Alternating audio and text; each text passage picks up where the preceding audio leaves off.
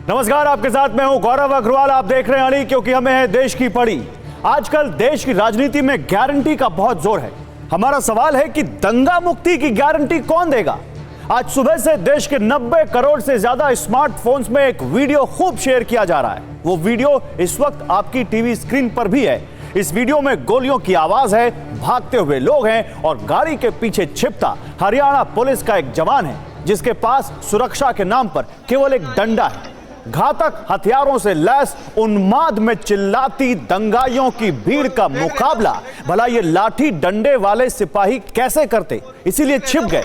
ये दृश्य उस नल्हेड़ शिव मंदिर का है, जिसके चारों ओर पहाड़ियां हैं। दावा है कि इन पहाड़ियों की खड़ी चोटियों पर दंगाई बैठे थे। आरोप है वो मंदिर की ओर निशाना लगाकर गोली चला रहे थे। मंदिर के भीतर सावन का जल चढ़ाने आए शिव भक्त थे। चश्मदीद बताते हैं कि मौत सामने खड़ी थी, लेकिन बच गए, क्योंकि बड़े हथियार लेकर हरियाणा पुलिस की टुकड़ी सादी वर्दी में आई। तो आइए इसी से जुड़े कुछ सवाल आपके सामने रखते हैं। आखिर शिव मंदिर को घेरकर फायरिंग का प्लान किसका था, यह सबसे बड़ा सवाल। धार्मिक यात्रा में तलवार लाठी का प्रायोजक कौन था? यात्रा से पहले जवाबी भड़काऊ वीडियो का दौर क्यों? और दंगा मुक्त देश की गारंटी देने वाले कहां फेल हो गए? हरियाणा में शांतिपूर्ण मेवात की गारंटी कौन देगा? ये कुछ सवाल हैं। आइए अब जिन्हें जवाब देना है उनमें से तो सबसे बड़े हरियाणा के सीएम मनोहर लाल खट्टर क्या कहते हैं, मनोहर लाल क्या कहते हैं, ये आप सब जानते हैं। ये ग्राफिक्स के जरिए हम दिखाते हैं। मनोहर लाल कहते हैं कि पुलिस सबकी सुरक्षा नहीं कर सकती। हरियाणा के गृह मंत्री हर दिन नई थ्योरी लाते हैं। सबसे लेटेस्ट है हमले के पीछे इंजीनियरिंग। विश्व हिंदू परिषद कहता है हिंसा सेल्फ डिफेंस है। दूसरा पक्ष भी सेल्फ डिफेंस का ही दावा कर रहा है। केंद्र में मंत्री और गुरुग्राम के सांसद राव इंद्रजीत यात्रा में शामिल हथियारों पर सवाल उठाते हैं। कांग्रेस के नेता दीपेंद्र हुड्डा इसे सरकार का फेल्योर बताते हैं और इस्तीफा मांगते हैं। लेकिन इन सब के बीच दंगा मुक्ति की गारंटी कहीं नहीं दिखती है। आखिर दंगा मुक्ति की गारंटी कौन देगा, यह सबसे बड़ा सवाल है। और देखिए, इसी पर बात करने के लिए मेरे साथ कुछ खास मेहमान हैं, मेरे साथ कुछ जाने माने चेहरे हैं। आइए सबसे पहले जल्दी से आपसे उनसे आपको रूबरू करवाता हूं। देखिए स्क्रीन पर आपके सामने मेरे बाएं आपको दिख रहे हैं, स्क्रीन में आपको बाएं तरफ डॉक्टर तस्लीम अहमद रहमानी है, प्रेसिडेंट है मुस्लिम पॉलिटिकल काउंसिल ऑफ इंडिया के। स्वागत है सर। वारिस पठान मेरे साथ हैं, AIMIM के प्रवक्ता हैं। वारिस, आपका भी बहुत स्वागत है। विजय शंकर तिवारी हैं। विजय जी, आपका भी बहुत स्वागत है टीवी भारतवर्ष पर। और काजल हिंदुस्तानी सोशल एक्टिविस्ट हैं हमारे साथ, वो भी इस वक्त दिख रही है स्क्रीन पर। आपका भी काजल बहुत स्वागत है। और सबसे पहले मैं विजय शंकर तिवारी आपसे सवाल लूंगा। मैं बताऊंगा नू हिंसा का क्या अपडेट है, मैं ये बताऊंगा नू हिंसा में अब तक कितने लोगों ने अपने घरों के लोगों को खो दिया है, मैं बताऊंगा कि नू हिंसा की आंच कहां तक पहुंच गई है। लेकिन उससे पहले तिवारी जी, आजकल जब हर चीज की गारंटी मिल रही है, तो जरा देश को दंगा मुक्ति की भी गारंटी दे दीजिए। कौन देगा उसकी गारंटी? दंगा मुक्ति की गारंटी दे सकते हैं तो ओवैसी दे सकते हैं, बर्क दे सकते हैं, रहमानी साहब दे सकते हैं, पठान साहब दे सकते हैं। ये लोग दंगा मुक्त भारत की गारंटी दे सकते हैं। नहीं तो आप जो परसेप्शन बन रहा है कि अगर मेवात जाना था तो सेना लगानी चाहिए थी, यानी जहाँ मुस्लिम आबादी है और किसी तीर्थ यात्रा में जा रहे हैं तो वहाँ बिना सेना के नहीं जा सकते हैं, तो गारंटी किसकी चाहिए? तो गारंटी की बात है ये। लेकिन सबसे अहम बात क्या है इस नूह वाले मामले में गौरव जी, वो सारी कहानी बार बार आपने सुनी होगी। मैं दोबारा से एक चीज़ दोहराता हूँ कि इस तीर्थ यात्रा में पूरे हरियाणा के लोग, अपनी पत्नी के साथ लोग आए थे, अपनी माँ के साथ लोग आए थे, अपने दादा के साथ लोग आए थे, पोते, दादा, बच्चे, इस प्रकार के सारे लोग अपनी इस तीर्थ यात्रा में आए थे। जब तीर्थ यात्रा में आते हैं लोग तो किस मानसिकता से आते हैं? क्या किसी झगड़े करने की मानसिकता से आते हैं क्या? यानी इस प्रकार के आए हुए लोगों पर वहाँ गोलियां चली, पत्थरबाजी हुई। और ये तैयारी कितने दिन से हुई होगी? जिस छत से पत्थरबाजी हो रही थी गौरव जी, वो आपने देखा कि कितने लोग खड़े थे और कितनी देर तक पत्थरबाजी हुई। इसका मतलब पूरी योजना थी। और कहाँ से खड़े होकर गोली चलानी है, चारों तरफ से कहाँ घेरना है, ये सारी योजना पहले से आपको दिखाई पड़ गई। तो वो 20-22 हजार लोग, आप कल्पना करिए अगर इस मानसिकता से आए थे तो क्या हो सकता था। लेकिन वो तीर्थ के क्षेत्र के लिए आए थे और उनकी कोई ऐसी मानसिकता तीर्थ में जाने वालों की होती ही नहीं कि वहाँ कहीं दंगा करना है और कुछ झगड़ा करना है। तो ऐसे लोगों पर ये जो चला है तो किसने किया है, किस मानसिकता से किया है? पिछले 2 सालों से आप मतलब ये सवाल पूछ रहे हैं ना तिवारी जी, शोभा यात्राएं निकल रही हैं तिवारी जी आप ये सवाल पूछ रहे हैं ना, मैं वही सवाल लेके चला जाता हूं वारिस पठान के पास। तिवारी जी की बातों का पूरा मतलब यह है वारिस पठान कि आखिर कौन था इस दंगाई भीड़ का प्रायोजक, आखिर कौन था जिसने इस भीड़ को भड़काया? वारिस पठान। देखिए गौरव भाई, 170 दिन हो गए जुनैद और नासिर को गांव के तस्करी के शक की बुनियाद के ऊपर जिंदा गाड़ी में जला दिया गया था। उसका जो मुख्य आरोपी है मोनू मनेसर, जो फरार घोषित किया गया है, वो बाहर से बैठ के रील बना रहा है इंस्टाग्राम के, वो दिखा रहा है गन लेके घूम रहा है, वो हर दिन टीवी के चैनलों के ऊपर आकर वो इंटरव्यू दे रहा है। मगर हरियाणा की सरकार है एक तरफ, दूसरी तरफ गहलोत सरकार है, दोनों भी उसको पकड़ने में टोटल विफल हो रहे हैं। हमने मीडिया का पूरा रिपोर्ट देखा है जिसमें साफ तौर से कहा गया है कि दंगा स्टार्ट करने में मोनू मनेसर के 2 वीडियो है और तीसरा एक बिट्टू बजरंगी करके उसका एक वीडियो है। मेन इंपॉर्टेंट ये था। मुझे बताइए, यात्रा के अंदर गन, तलवार, पिस्तौल लेकर जाने का क्या अधिकार किसको दिया है? क्या संविधान में या कानून में इसका कोई प्रावधान है? आप ही के MOS राव इंद्रजीत ने साफ रोज से कहा कि वो क्यों लेकर गए थे। ये दिखाता है कि किसी ना किसी चीज के लिए वो अंजाम देने को गए थे, उनकी मानसिकता एम ये था। इतना ही बात खत्म नहीं होती, आज भी खत्म नहीं हुआ है। अभी भी ये लोग सरेआम रस्तों के ऊपर चिल्ला रहे हैं, मुल्ले काटे जाएंगे, राम राम चिल्लाएंगे।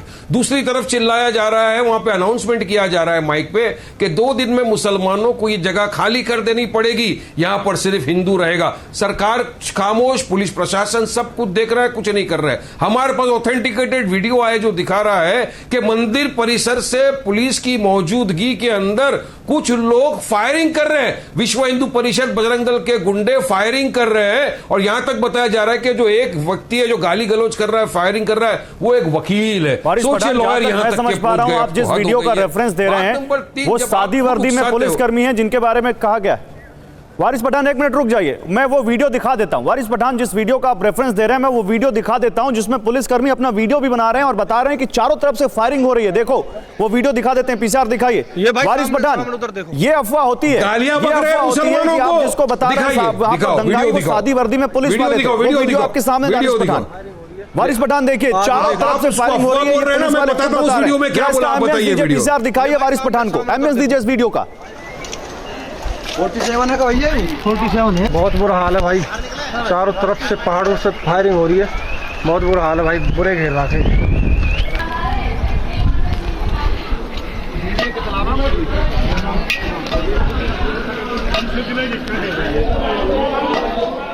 अब मैं आपको वीडियो दिखाना चाहता हूँ, सुनिए वीडियो देखिए। ये नहीं है, दूसरा वीडियो है। आप देखिए वारिस पठान, इसमें पुलिस वाले भी हैं और इसमें सादी वर्दी में भी पुलिसकर्मी हैं। अरे मैं जिस वीडियो की वारिस पठान, अब हम जितना वीडियो का क्रक्स है वही दिखा सकते हैं। ये वीडियो दिखा रहा हूं मेरे भाई, हम सोशल मीडिया नहीं है वारिस पठान जो हम यहाँ पर कोई भी वीडियो दिखा दें। मैं आपको ये वीडियो दिखा रहा हूं। हाँ दिखाइए, दिखाइए क्या दिखा रहे हैं आप? मैं आपको ये वीडियो दिखा रहा हूं, ये सोशल मीडिया पे नहीं, पूरा वायरल है और ऑथेंटिकेटेड। ये देखिए मंदिर के परिसर से पुलिस के सामने। सोशल मीडिया हम नहीं है ना, हम हमारी जिम्मेदारी है, हम वीडियो ऑथेंटिकेट करके दिखाते हैं। इस वीडियो का ऑथेंटिकेशन हुआ है इसलिए वीडियो हम दिखा रहे हैं। जो वीडियो आप दिखा रहे हैं उसकी ऑथेंटिसिटी अभी प्रूव नहीं है। आपके पास किसी एजेंसी का कोई यहाँ पर सर्टिफिकेट है जो ये कहती हो कि जो आप दावा कर रहे हैं वो सही है? ये जो वीडियो आप दिखा रहे हो, ये क्या आपके पत्रकार ने लिया है, आपके कैमरामैन ने लिया है?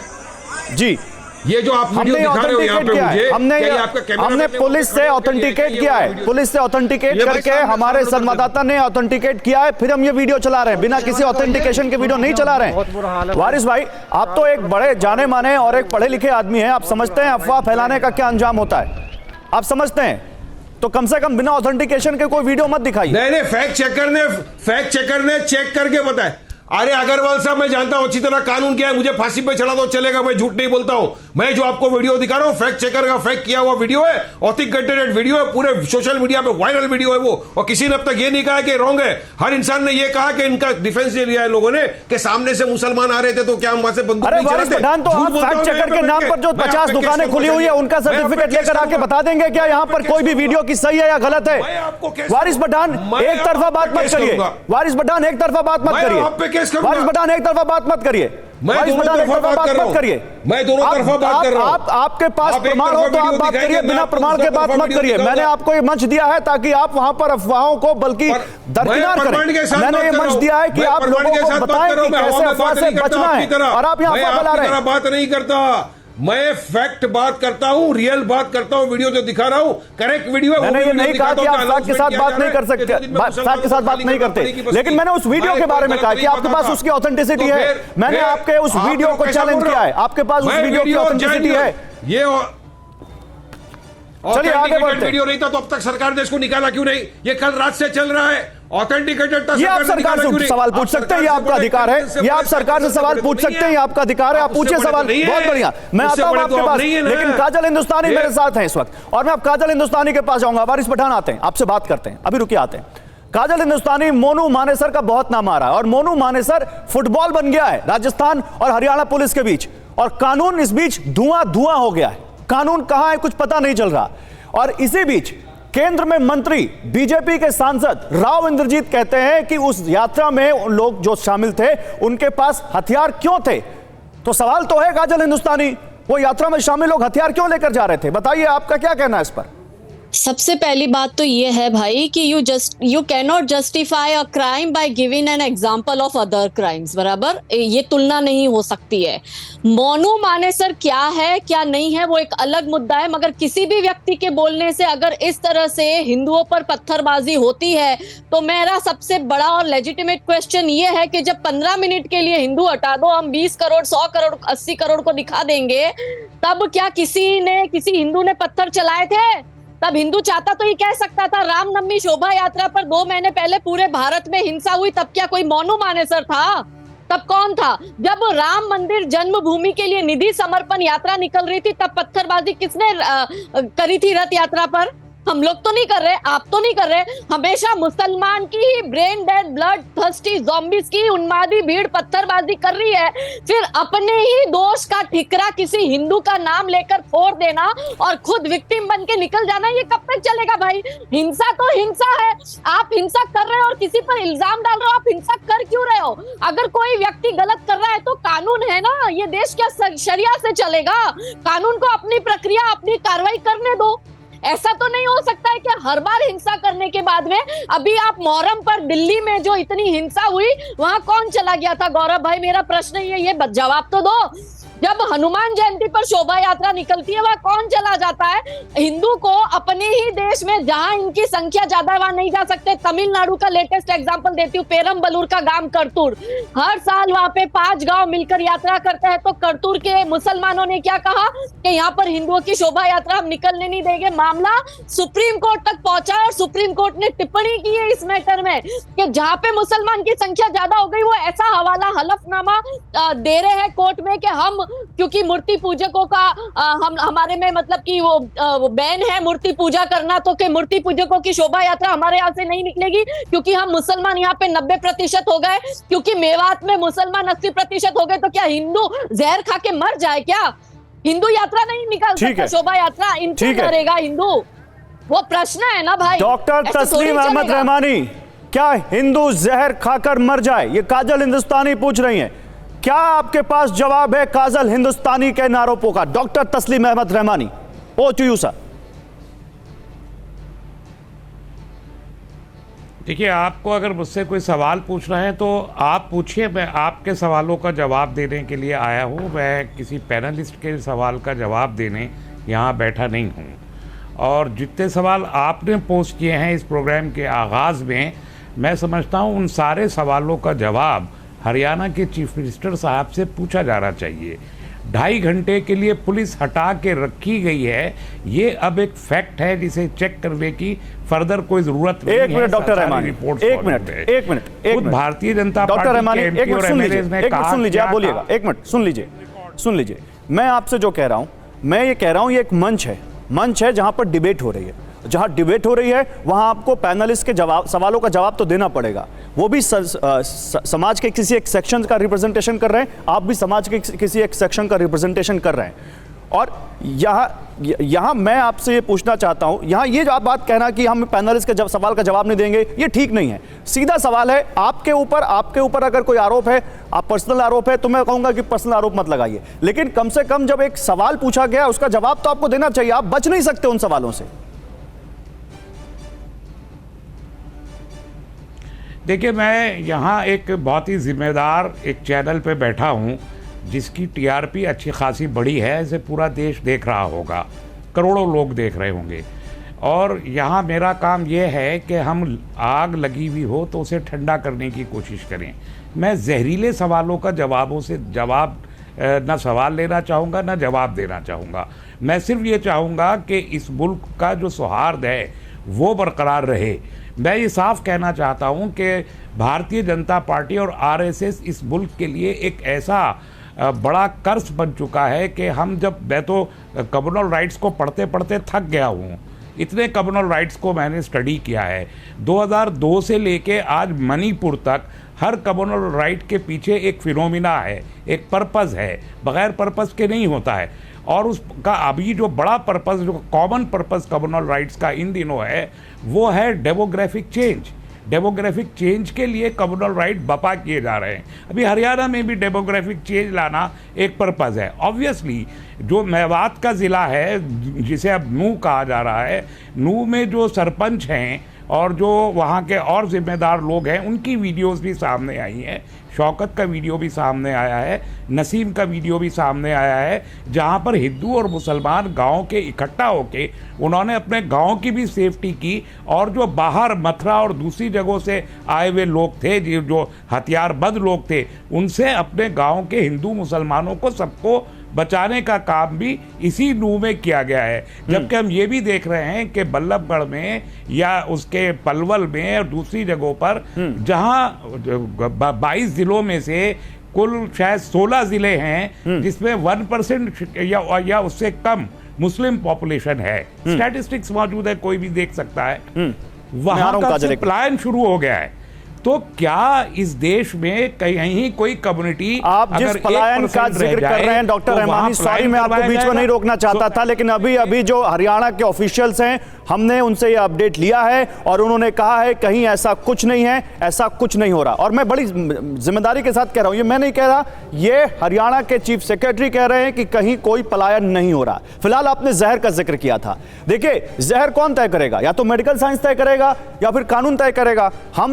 हम आप बड़े इनकॉम्पिटेंट है ये तय करने के लिए कि जहर क्या है और किसका बयान जहरीला है। तो फिलहाल ये तो नहीं कहना चाहिए, लेकिन आगे मैं कुछ दिखाना चाहता हूं और मैं चाहता हूं कि आप सब लोग, हमारे दर्शक, हमारे पैनलिस्ट, हम सब लोग उसको जरूर बड़े ध्यान से देखें कि क्या हरियाणा में दंगों की हिस्ट्री रही है। जरा पीसीआर दीजिए वो ग्राफिक्स। अब आपको दिखाते हैं कि बीते 10 सालों में हरियाणा में दंगों का ग्राफ किस तरह से बढ़ता गया है। और ये आप देखेंगे तो फिर यहां पर कुछ सवाल भी उठते हैं। पहले आप इन ग्राफिक्स को देखिए। पीसीआर कैमरा जरा मुझे यहां पर जूम करके दिखाइए। पहले ये जो नीले वाले हैं, ये कांग्रेस शासन के दंगों के, यहां पर ये जो एनसीआरबी के आंकड़े हैं, इनको आप देखिए। 2011 से शुरू करते हैं। 1466 दंगे हुए थे 2011 में एनसीआरबी के मुताबिक। ये कम्युनल राइट्स की बात मैं कर रहा हूं। 2012 1424, 2013 1560 ये दंगे हैं, ये दंगों की बात कर रहा हूं मैं। 2014 1944 ये दंगों की बात मैं कर रहा हूं। 1466 से लेकर 1944 तक, ये 2014 तक गया। नवंबर 2014 में खट्टर आया था अगर मैं गलत नहीं हूं तो। उसके बाद 2015 में देखिए 1875, 2016 में 2844 दंगे, 2017 में 2408 दंगे, 2018 में 2643 दंगे, 2019 2268 दंगे, 2020 2467 दंगे, 2021 2253 दंगे। ये दंगे हैं, कम्युनल राइट्स उनसे अलग नहीं है, लेकिन ये दंगे हैं। अब मेरा सवाल यह है कि इन आंकड़ों से हम क्या समझ पा रहे हैं। मैं तिवारी जी आप ही से सवाल ले लेता हूं। ये जो हमने दिखाया, इनसे आपको क्या समझ में आता है? मैं आपसे ये सवाल आपसे आ रहा हूं, आपको बात दिखाऊंगा ग्राफिक्स के जरिए पहले, लेकिन ये ग्राफिक्स में दिखाना चाहता हूं। मैं आ रहा हूं तिवारी जी, जरा ध्यान से देखिएगा। आप ही से सवाल लेना, इसलिए पहले आपको स्टैंड बाय पे करके जा रहा हूं। ये एक और मेरे पास आंकड़ा, ये देखिए, और ये और आपको समझाएगा कि हरियाणा के दंगों की देश के दंगों में कितनी हिस्सेदारी है, क्या प्रतिशत है, आप समझिए। सबसे पहले देखिए, देश के अनुपात में हरियाणा के कुल क्षेत्रफल का प्रतिशत महज 1.37% है, जबकि दूसरे जबकि पूरे देश में हुए दंगों के अनुपात में हरियाणा की हिस्सेदारी कितनी है?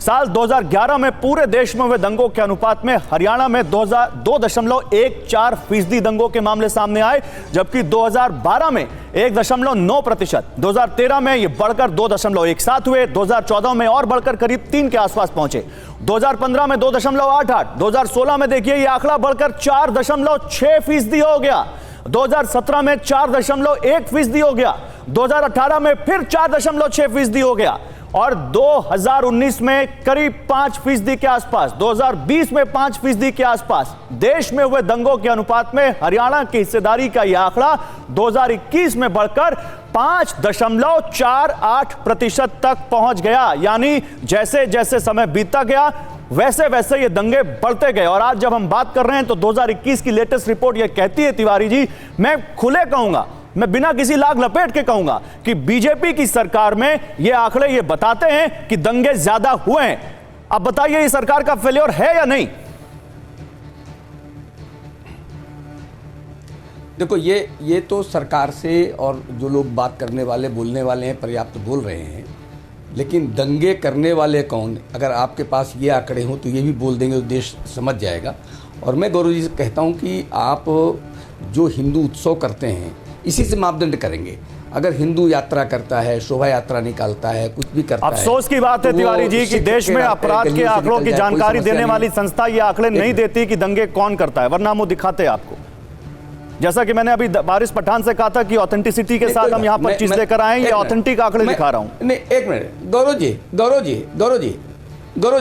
मैं वो नहीं कह रहा हूँ, मैं एक अपना पक्ष रख रहा हूँ, उसको आप 1 मिनट में सुन लीजिए कि आप सिख समुदाय के गलियों से निकल जाइए कुछ करके, आप पुलिस ना भी हो तो कोई दिक्कत नहीं है, यहाँ तक कि ईसाइयों के गलियों से निकल जाइए, पुलिस ना भी यात्राओं में हो तो कोई दिक्कत नहीं है, आप जैन समुदाय के निकल जाइए, आप बौद्ध समाज के लोगों गलियों से निकल जाइए, आप कहीं भी निकल जाइए, आपको एक पुलिस की भी आवश्यकता नहीं है। लेकिन जहां मुस्लिम जनसंख्या अधिक है वहीं पर सेना की आवश्यकता क्यों है, बड़े पुलिस दल की आवश्यकता क्यों है? अहम सोचने का विषय अगर ये है, मुझे लगता है अगर इसको विमर्श में आप लाएंगे गौरव जी तो आप कहना क्या चाहते हैं? तिवारी जी खुल के बोलिए, आप कहना क्या चाहते हैं? मैं कहना चाहता हूं जहां मुस्लिम जनसंख्या अधिक है वहीं दंगे ज्यादा क्यों होते हैं? जहां मुस्लिम जनसंख्या अधिक है उन्हीं के गलियों में अगर आप तीर्थ यात्रा, शोभा यात्रा, हिंदू उत्सव करते हैं तो वहां बड़ी सेना और बड़ी पुलिस दल क्यों चाहिए होता है? मैं ये कहना चाहता हूं। चलिए, वारिस पठान के पास इसका जवाब होगा। उन्हीं स्थानों पर सवाल का जवाब वारिस पठान के पास होगा। मुस्लिम समुदाय ज्यादा है। वारिस पठान आपके सवाल का जवाब देने के लिए बहुत उत्सुक हैं। वारिस पठान जी, गौरव भाई, आपका सवाल बड़ा अच्छा है कि दंगा कौन भड़काना चाहता है। तो मैं आपको एक छोटा सा एग्जांपल बताऊंगा।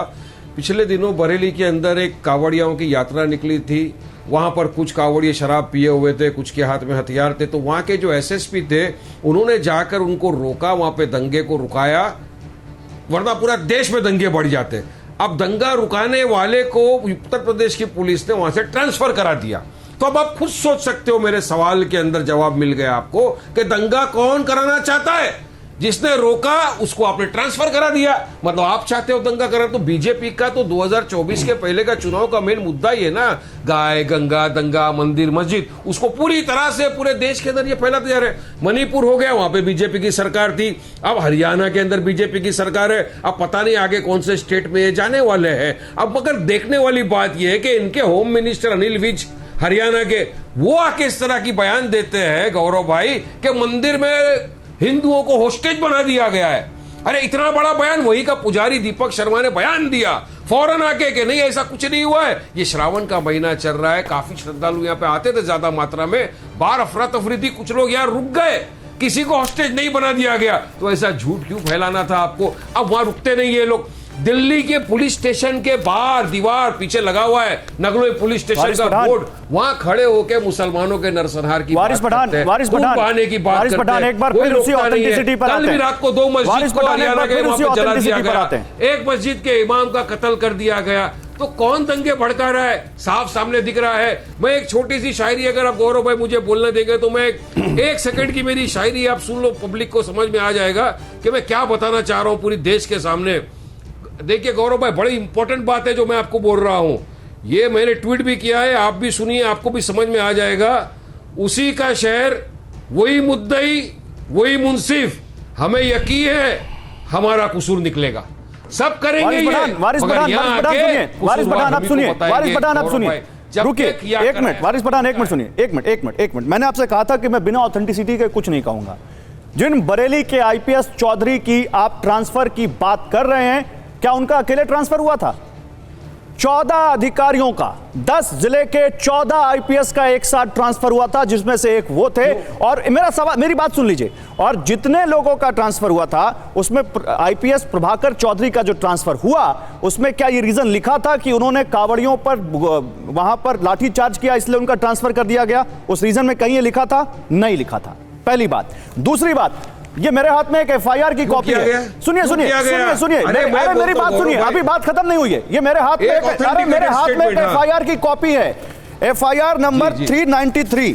आपने कहा कि वहां उन्होंने कह दिया, गृह मंत्री ने, कि लोगों को हॉस्टेज बना लिया गया।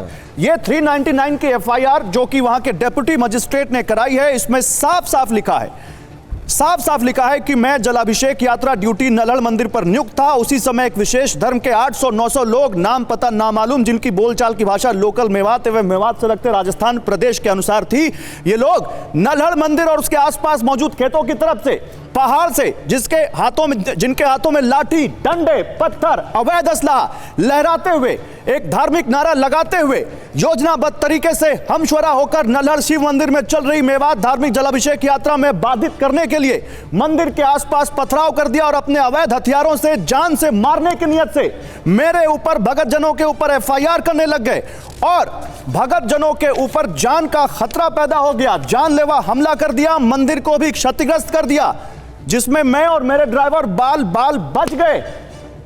अब बताइए, वो मंदिर में मौजूद लोग कहां छिपेंगे, कहां जान बचाएंगे? शहर और पत्थरों, पहाड़ों से गोलीबारी हो रही होगी, नहीं पहाड़ों से अगर गोली चल रही होगी तो कहां जाएंगे? गौरव भाई, अगर ये सरकारी अधिकारी है, ये सरकारी अधिकारी का बयान आप पढ़ के दिखा रहे हो, अगर इन्होंने कुछ नहीं बोला होता तो इनका भी ट्रांसफर हो जाता।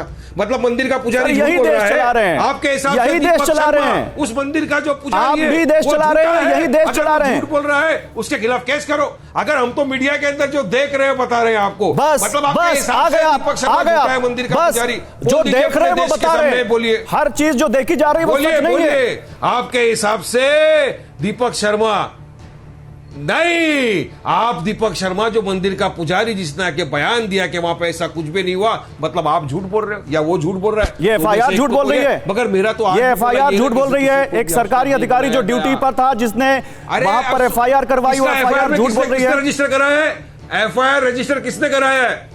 तो अरे एफआईआर तो कॉश भी हो जाता है मेरे भाई, कितने बार 482 के अंदर हाईकोर्ट में जाइए, एफआईआर रजिस्टर करवाने का हक किसको है? कुछ नहीं है, एफआईआर रजिस्टर करवाने का हक किसको है? एफआईआर कैसे कॉश होते हैं? एफआईआर रजिस्टर करवाने का हक किसको है? एफआईआर रजिस्टर कराने का, अरे छोड़ो, पुलिस को सुओ मोटो अधिकार है एफआईआर रजिस्टर करने का। इससे ज्यादा आप क्या बताऊं आपको? तो हो गई बात। अगर पुलिस को लगता जो मौजूद था मौके पर, जिसने पीड़ा झेली, उसने एफआईआर करवा दी।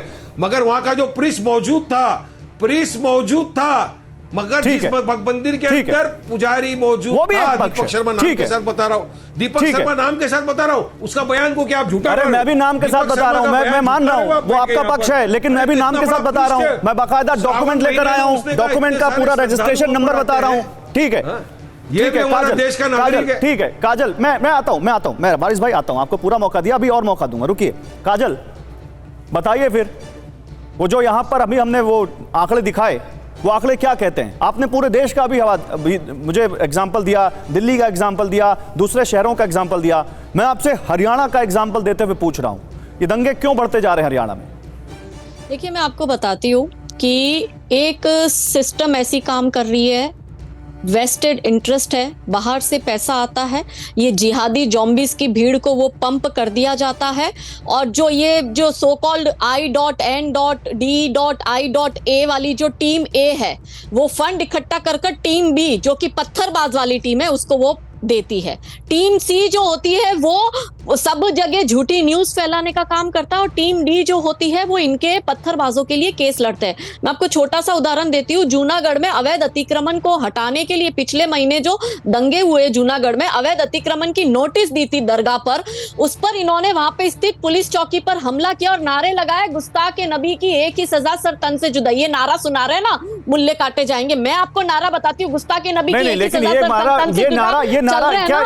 देखिए काजल, ये नारेबाजी यहाँ पे मत करिए, ये नारेबाजी यहाँ पे मत करिए। आप प्लीज इस बहस की गरिमा को बनाए रखिए। मैं फैक्ट की बात कर रहा हूँ, आप फैक्ट की बात करिए। मैं आपसे सवाल पूछ रहा हूँ, आप दूसरी तरफ जा रही हैं काजल। काजल, मैंने आपसे सवाल पूछा, हरियाणा में ये बीजेपी सरकार का ट्रैक रिकॉर्ड क्या कहता है, आप उस पर एक कमेंट नहीं कर रही हैं। नहीं, मैं आपको फैक्ट की बात कर रही हूँ ना, कि मेरे सवाल का जवाब दीजिए ना।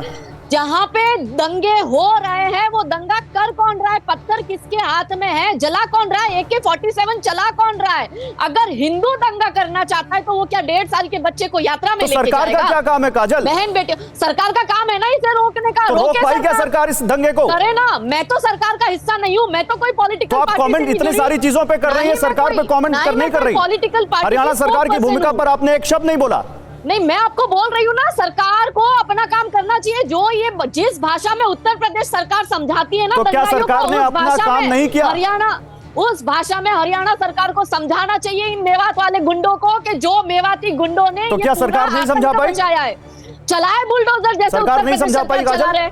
इनको सुधारना पड़ेगा। You can not talk butterfly language with caterpillar. नहीं, सरकार क्या नहीं समझा पाई उस जवाब में, जिस जवाब में आप चाह रही हैं? सरकार का कहीं ना कहीं होगा, वो नहीं समझा पा रही है, तभी तो ये इन लोगों की हिम्मत हो रही है ना। क्यों नहीं समझा पाई सरकार? हिम्मत क्यों? सरकार से ज्यादा ताकत किसके पास है? सरकार को एक्शन लेना चाहिए, हरियाणा सरकार को। मैं बोल रही हूँ, सिर्फ हरियाणा क्यों, राजस्थान सरकार अभी हरियाणा पे रहते हैं, अभी इधर उधर कहीं नहीं जाएंगे काजल। अभी हरियाणा पे, अभी हरियाणा पे इन लोगों की एक इन जो मुस्लिम आतंकवादी है, इनकी हिम्मत इतनी क्यों बढ़ रही है, ये मेरा प्रश्न है। आप आतंकवादी कह रही हैं, आपके पास इसका कोई सबूत है? आप आतंकवादी का मतलब समझती हैं? आतंकवादी का मतलब समझती हैं? AK-47 कौन चला रहा है मेरे भाई? अरे AK-47 तो हरियाणा की पुलिस सादी वर्दी में लहरा रही है वहां पे। आपने वो वीडियो देखा ही नहीं? पहाड़ों से जो फायरिंग हुई, वो किसने फायरिंग करी है? पहाड़ों से मंदिर के अंदर किसने फायरिंग की? नहीं, उसमें तो AK-47 पता नहीं चला, अभी तक आई मिली है। उसमें तो पता नहीं चला, उसमें तो पता नहीं चला किस हथियार से फायरिंग हुई है। वीडियो फैक्ट चेक आपके पास कहीं से अलग जानकारी है क्या? हमारे पास है ना, हमारे पास भी जानकारी है। बताइए क्या सोर्स है, बताइए क्या जानकारी है और क्या सोर्स है उस जानकारी का? बहुत से ऐसे वीडियो वायरल हो रहे हैं कि जिसमें फायरिंग हो रही है, वहां से वो बोल रहे हैं कि ये फायरिंग हो रहा है। घूम फिरा के नहीं वही हो रही है वायरल वीडियो। तो महिला और बच्चे, आपने घूम फिरा के वही आगे काजल।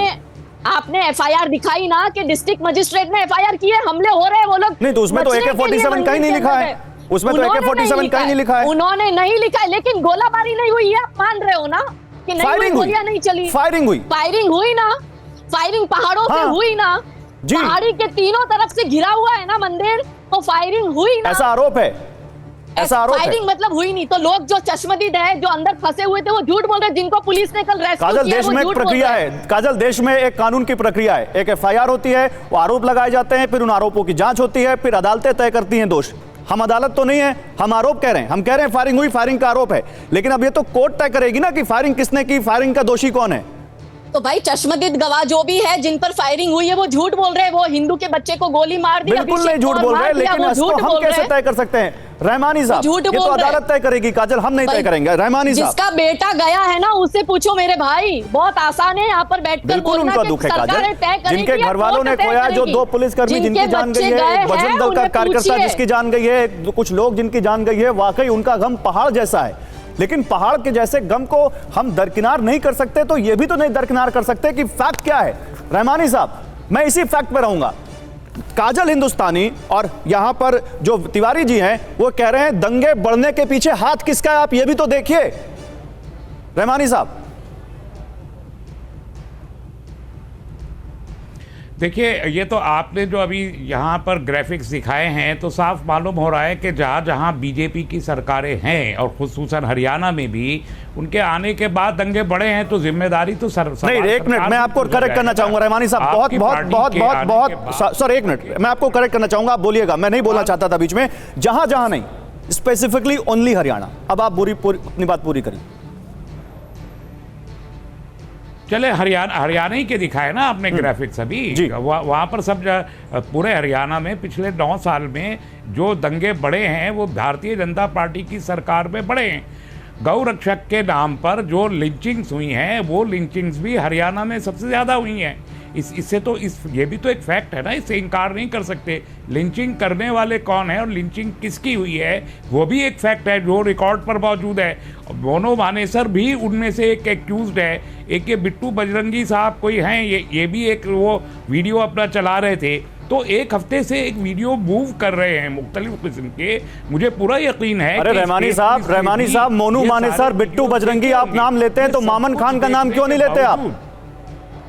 मामन खान का नाम क्यों नहीं लेते आप, जो विधानसभा में कहते थे प्याज की तरह फोड़ दूंगा? चलिए मामन खान का भी ले ले। मामन खान, हाँ एग्जैक्टली मैं वही कहने वाला था कि मामन खान जो कुछ बोल रहा है वो एक लेजिस्लेटिव कॉन्स्टिट्यूशनल फोरम पे खड़े होके बोल रहा है। वहाँ पर अगर वो कुछ गलत बोल रहा है तो इम्पीच करने का राइट उस लेजिस्लेटिव असेंबली को मौजूद है जहाँ पर वो बोल रहा है। वहाँ पर मैं और आपसे ज़्यादा इम्पोर्टेंट टिप्पणी स्पीकर ऑफ द हाउस की है कि वो उनको इम्पीच करे और अगर गलत कराए तो हाउस से एक्सपेल तो करे। मोनू मानेसर और बिट्टू बजरंगी में ये तर्क और ज्यादा काम करता है कि अगर वो कुछ गलत कर रहे हैं रहमानी साहब तो कानून उनको सजा देगा, कानून उनको पकड़ेगा, फिर तो वाइसा वर्सा ये उन पर भी लागू होता है। मैं ये पूछ रहा हूँ वो लोग जो फायरिंग कर रहे थे वो लोग कौन थे? नहीं है ना, अभी ये सिर्फ अभी का केस नहीं है। देखिए अभी का तो केस नहीं है, फरवरी से लेके अब तक कानून ने उनके ऊपर कोई शिकंजा नहीं कसा है। वो घूम रहे हैं, सोशल मीडिया पे मौजूद हैं, इंटरव्यूज भी दे रहे हैं, लेकिन कोई कानूनी कार्रवाई उनके खिलाफ हुई नहीं और उसके बाद भी वो थ्रेट कर रहे हैं। अब देखिए इसी जगह पर ये पहली तो यात्रा नहीं निकली है, 10 साल से यात्रा निकल रही है और इसी रूट से निकल रही है, पीसफुल निकल रही है, कभी कोई प्रॉब्लम नहीं हुई। ये पहली मर्तबा इस साल ये प्रॉब्लम क्यों हुई है, ये भी तो एक बड़ा सवाल होना चाहिए ना कि जब 10 साल से नहीं। लेकिन रहमानी साहब सवाल तो ये है कि एक तरफा बात नहीं होनी चाहिए। मैं आता हूं आपके पास, एक तरफा बात नहीं होनी चाहिए। मैं दोनों सब पक्षों से उतना ही सख्त सवाल पूछ रहा हूं जितना मैं किसी और पक्ष से पूछ रहा हूं। मैं आता हूं आपके पास तिवारी, मैं आता हूं तिवारी जी।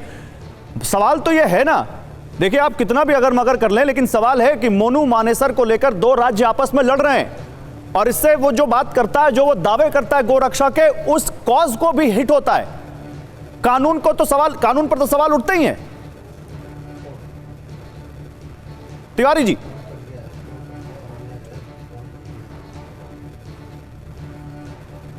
विजय शंकर तिवारी, आप तक मेरी आवाज आ रही है? लगता है विजय शंकर तिवारी तक मेरी आवाज नहीं जा रही। ठीक है, मैं यहां पर काजल आपसे यही सवाल लेता हूं। मोनू मानेसर को लेकर 2 राज्यों, मोनू मानेसर जिस तरह से 2 राज्यों के बीच फुटबॉल बना हुआ है, क्या वो जो गोरक्षा के वो कॉज के दावे करता है, क्या वो कॉज भी हिट नहीं होता इससे?